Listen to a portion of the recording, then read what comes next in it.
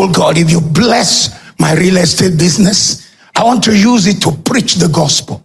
Then God gave me the opportunity to go to Ghana, go preach for some people, and then I observed the crusades they were holding. It was very different. Very, very different. I celebrate Reinhard Bonnke and others, but I've always just felt torn in my spirit. I felt Africa needs the kind of crusade that touches people on all levels. And I saw these guys, they were doing it. I followed them to their village for 8 years. To the villages where they hold the crusade for 8 years. After that, waited on the Lord for 3 more years. The Lord told me where to go. Our first crusade was in Ikorodu.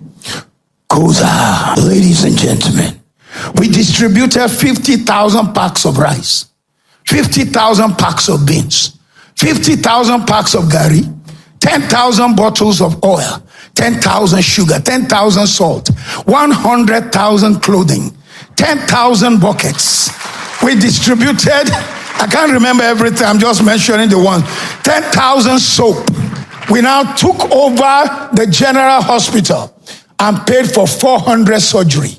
The night, because the night crusades, the miracles were crazy. The deaf heard, the lame walked. But God taught me that not all men have faith. And I learned from these guys. The last day is medical. It's not the kind everybody say medical, they're doing medical outreach. This one is hospital.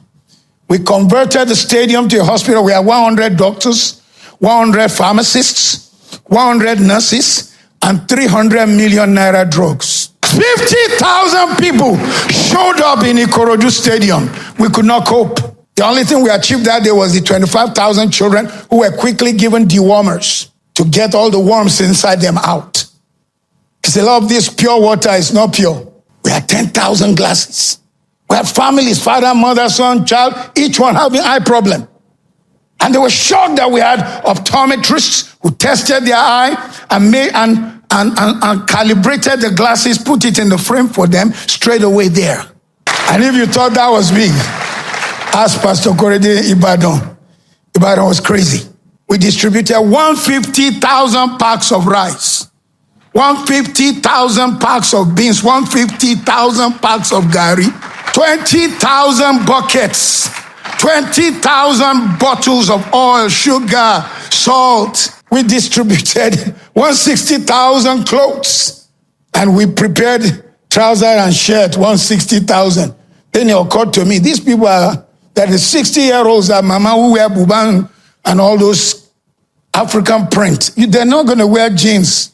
This is Ibadan. Do something. We ordered Ankara for them. They didn't deliver it on time. But as we were standing in the stadium in front of those women with only 1,000 Ankara, the truck came in. The women began to cry. They were clapping, they were crying, they stretched their hand, they began to prophesy. I'm 73, I can say what I like. Visited the governor 2 times. They had to persuade for him to show up. But after he showed up, he was now asking his staff, what did we do for them? And they said, we've been asking you, sir. We've been asking you. Ibadan cost me 1.7 billion Naira. The last 2 days of Ibadan was medical. Ikorodu taught us a lesson.